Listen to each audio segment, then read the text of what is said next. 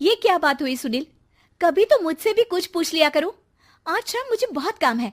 मुझसे पूछे बिना तुमने हाँ क्यों बोला? ओहो, तो अब पूरे दिन घर में खाली ऐश करने पर भी मैं तुमसे पूछूं कि बिजी तो नहीं हो? अरे फालतू का मेलोड्रामा नहीं चाहिए मुझे। टाइम से तैयार रहना। उसे सच में आज बहुत काम है बेटे, तू अकेले चला जाना। पहले पैसे कमाकर इनके खर्चे उठाओ और फिर नाटक देखो जरा। दोनों बाप बेटे हमेशा की तरह दोनों सास बहू को कड़वी बातें सुनाकर ऑफिस चले जाते हैं, जिसकी अब आदत होने पर वो दोनों भी किसी से कुछ बोले बिना अपने काम में लग जाती हैं। इसी तरह सुबह से शाम हो जाती है। मम्मी, समझ नहीं आ रहा, इतने सारे काम पड़े हैं जो कल सुबह तक अगर पूरे नहीं किए तब भी हम पर ही इल्जाम आएगा, और अगर पार्टी में नहीं गई तब भी सुनाएंगे। अरे इन कहो की तो आदत हो गई है बेफिजुल काय काय करने की। तू तैयार हो जा, काम मैं संभाल लूंगी। अब नेहा सुनील के घर वापस आने से पहले ही तैयार हो जाती है, जिस पर वो सुनील के आते ही पार्टी के लिए चले जाते हैं। वहां पहुंचकर हमेशा की तरह सुनील अपने दोस्तों में बिजी हो जाता है और नेहा एक कोने में खड़ी रहती है। रात बीतती है और अगली सुबह एक बार फिर वही रूटीन शुरू हो जाता है। इन लोगों को हमारे काम और जिंदगी की कोई अहमियत क्यों नहीं है? इन्हें कब समझ में आएगा कि घर में रहने वाली औरतें सिर्फ आराम नहीं करती। बेटा मेरी तो उम्र बीत गई यही सोचते हुए, पर आज तक ना वो बदले और ना जवाब मिला। लेकिन माँ, समय हमेशा एक जैसा नहीं रह सकता, इन्हें बदलना होगा। सुबह से शाम होती है और फिर रात। इसी तरह दिन बीतने लगते हैं।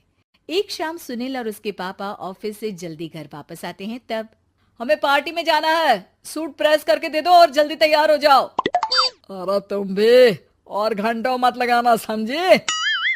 इसके आगे नेहा या सास को बोलने का कोई भी मौका ना देते हुए दोनों वहां से चले जाते हैं।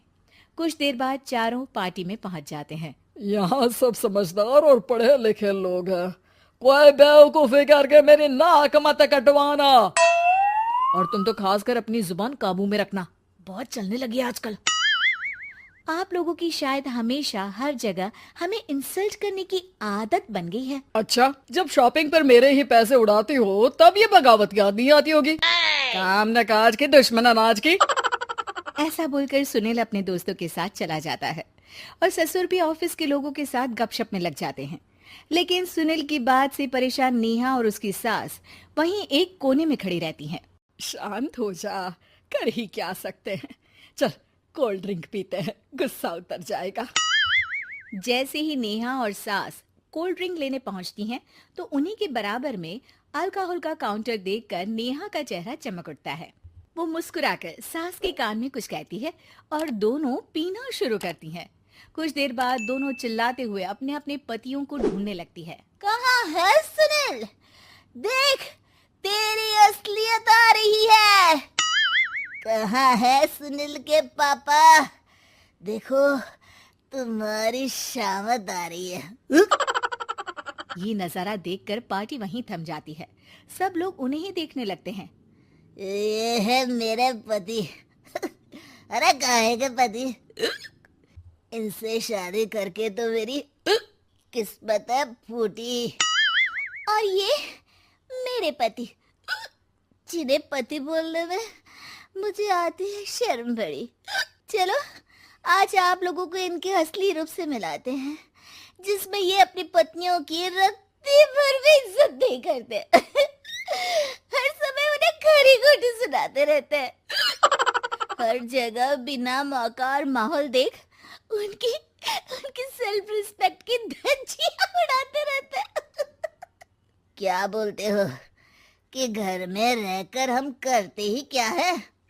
अगर ऐसी बात है तो कल से खुद अपने कपड़े धोना, प्रेस करना, सब्जी खरीदना, खाना बनाना और पसंद ना आने पर दोबारा बनाना, जैसे हम करते हैं ना। फिर घर की सफाई, सारा सामान अपनी जगह रखना, जो तुम्हारे फेंकने पर हम करते हैं। और फिर फाइनेंस मंत्री बनकर लिमिटेड पैसों में बढ़ती कीमतों के साथ घर का बजट बनाना। सुनील, इन्हें चुप करा। अपनी तो कोई इज्जत है नहीं, हमारी भी खराब कर रही है। हाँ, ये तो और बढ़िया है। अब अच्छे से सुनो। नेहा, ये क्या ड्रामा है? ड्रामा तो अभी शुरू हुआ है जी। सास और नेहा अपने मन की सारी भड़ास निकालने लगती है, जिसे चुपचाप खड़े रहकर सुनने के अलावा ससुर और सुनील के पास कोई चारा नहीं होता। बहुत देर तक यही सब चलने के बाद आखिर में दोनों सास बहू बेहोश हो जाती हैं। अगली सुबह सिर दर्द के साथ दोनों की नींद अपने अपने कमरे में खुलती है, जिस पर उनके पति उन्हें हॉल में लेकर आते हैं। मेरा सिर इतना दर्द क्यों कर रहा है? मेरा भी। इतनी देर में ससुर 2 ग्लास नींबू पानी लेकर रसोई से बाहर आते हैं। ये लो नींबू पानी, इससे सिर दर्द ठीक हो जाएगा। हम दोनों आपसे कुछ कहना चाहते हैं। सास बहू हैरानी से एक दूसरे को देखने लगती हैं।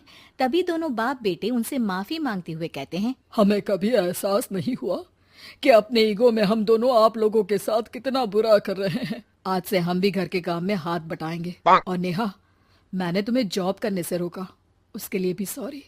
तुम्हें जो करना है करो। ये सब सुनने के बाद सास बहू मुस्कुराते हुए एक दूसरे की तरफ देखती हैं। अल्कोहल वाले काउंटर पर बैठकर कोल्ड ड्रिंक पीकर थोड़ा ड्रामा करते हुए आज इन्हें सबक सिखा ही देते हैं।